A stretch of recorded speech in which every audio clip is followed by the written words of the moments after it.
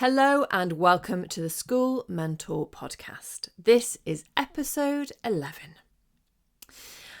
Now, this is the podcast where we talk about all things coaching and mentoring within the school setting. But in today's episode, I want to focus in really short and sweet on one of the fundamentals that I believe mentoring should be addressing in schools.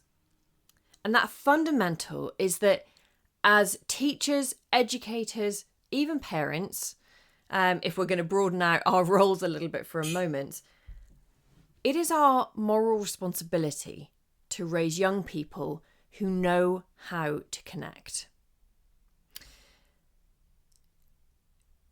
When I look at the world today and I listen to podcasts and see the news and all the things that are going on around us, it's really, really evident to me that our ability to build strong connections is being eroded, and that we are in a society now that needs to actively add these skills back in to our young people's lived experience. Now, that erosion is coming from all kinds of places. There's lots stacked against us here. It just going completely down to basics, we no longer need to be part of a tribe to survive. We no longer need people around us to physically protect us. And so that fundamental need and drive to survive is no longer linked to having connection with the people around us.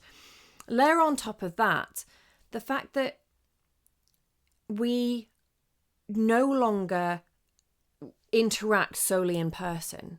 So much of our interaction is online. And alongside that, it's not just sort of email, text messaging, WhatsApp, etc. It's the one-sided interactions that take place. The scrolling through Instagram and Facebook and seeing that everybody else is having this amazing life and they're communicating that to you and you just have to be on receiver mode all of the time. That is such a stilted connection, one that's entirely unconscious, and we're not developing any skill through it. But what also happens is this constantly online connected way of living means that we don't build the connection that we have with ourselves. There's no downtime. There's no downtime to consider how we want to be in a situation or to simply process the day that we've had, the conversations, the conflicts that we've had. We're not having the same amount of downtime because what we're doing instead is we're saying, all that's left me feeling uncomfortable. I just want a distraction. Let me get my phone out. Let me get onto my laptop. Let me get onto my iPad. Let me scroll and distract myself and soothe myself in this moment so that I don't have to think about that conflict that I had. But what that results in is a conflict that it never actually gets processed. It just gets papered over instead. We are losing and eroding these vital skills of being able to connect with the people around us. And the result of that is loneliness. But the result of that is also the soaring suicide rates, both in men, but even more so, it's building in women as well. We are seeing more and more women with suicidal ideation. We are seeing an increase in, the topic at the moment is toxic masculinity. That is coming around because we have got groups of people who feel unseen, unheard, disconnected, and the only people that are listening to them are giving off messages that are really, really, toxic. But then we apply that label of toxic masculinity because we're trying to correct people, right? We're trying to say that's the wrong way to go. Come back to the light, come back to the path. And we're not providing any connection there. We're not actually asking what the attraction was. Why did that make you feel more connected than the interactions that you're having with the people around you, with your family, with your friends? Why is that more enticing? Why is that giving you the sense of connection when we can't? That we have got to address connection with the people around us. Okay, so there are two things that I think you can add into your conversations to start addressing building connection. And this is something that you can role model immediately in the conversations that you're having, particularly if you're talking about something that is controversial. Toxic masculinity is the one that I've been thinking about today. So I'll use that as an example. Particularly when you are thinking about how you are raising a young man or a young woman in today's world. Are you relying on correcting, or can we swap out the correcting for connection instead? It's not about never saying that we don't believe that a behaviour is appropriate or right. It's just choosing to value the connection that you have over your opinion of someone else. Okay, the two things that you can do in the conversations that you are having, start this right now, is instead of choosing to correct someone straight away, or that, that's wrong, or choosing to kind of judge someone, usually silently. It'd be fantastic if we actually had the gumption to say, well, actually, I don't agree with that, and have that conversation. But we don't always do that. We often choose to say nothing at all.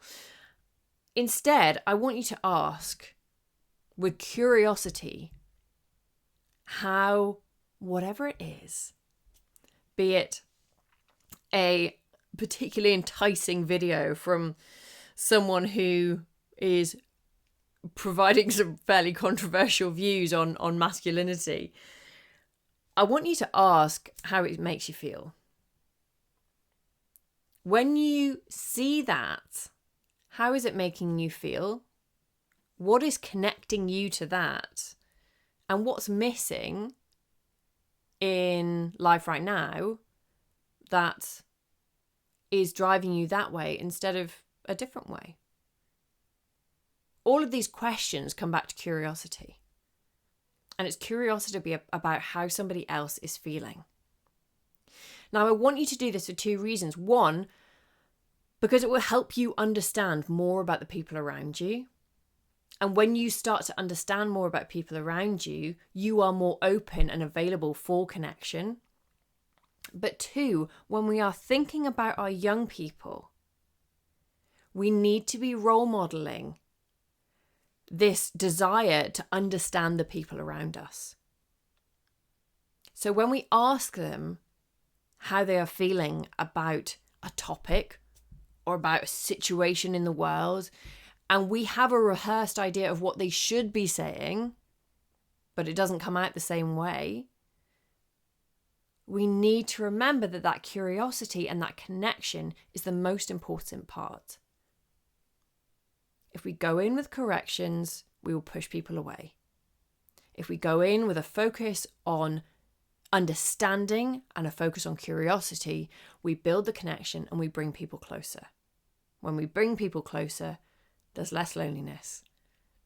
There's less of this extreme negativity that happens when people feel that they are isolated and are desperate to find their group. The second thing I want you to do is to say the words, go on. Now, I heard this in an interview with Simon Sinek a couple of weeks ago, and he was talking about how his experience opening up to different sorts of people, and how his experience had been that when somebody simply said, go on, tell me more, go on, that the sense of togetherness and the sense that he was heard, seen, and cared about went through the roof. Rather than when somebody said, oh, I'm so sorry that you're going through that. Oh, I wish I could make you feel better. I'm sure it will get better. All of these things that come from a place of love and a place of goodness actually don't build much connection, because we're saying them to soothe the other person, sure, but mostly we're saying them for ourselves, to make ourselves feel better. So I want you, instead of saying, oh, I hope that situation changes, I really hope you'll be okay, I want you to say, go on. Tell me more. I'm right here with you and I want to listen. Now, these are 2 ways to approach your conversation. Start with curiosity. How is it making you feel? Let me understand and put myself in your shoes. When you start there, you build connection rather than building judgment and pushing somebody away.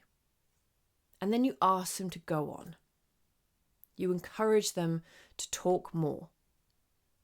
If you can role model this for the young people in your life, they will understand the value of being listened to and listening to other people without judgment. When they can master that as a skill, they will be in a position that they can build connection with the people around them. And they will go on and thrive. They will thrive in their workplace, in their relationships, in their friendships. And they won't get drawn down these negative rabbit holes because they're not desperate to find anyone who understands or hears them. They will know that they have strong connections around them, and they will know that they have the skills to find new connections when they find themselves in a new situation. This is a point in time where views are so polarized. Whether it's politics, whether it's the views that you come across on social media. God knows I've been exposed to some crazy stuff since becoming a mother. There are such strong beliefs and camps that people find themselves in that it can sometimes be truly terrifying to put your flag out there and say who you are and what you believe in, because somebody is probably going to rip you down for it. We need connection now more than ever before, because there has to be a way back from being so married to your cause that everybody else is wrong and bad in the world. There has to be a way back from that. And my belief is that that is through being able to build connections with the people around you, because when you do that, you build respect for the people around you as well. This is everything I've got for you this week. I hope you can take away these principles and understand how you can start to add them in to the conversations that you're having so that you can role model connection. Facing every conversation with curiosity and just asking someone to go on. Tell me more. Thank you for listening. I will see you next week. Thank you for tuning in to another episode of the School Mentor Podcast. We hope you're leaving today's episode feeling inspired to create a stronger, more connected school community.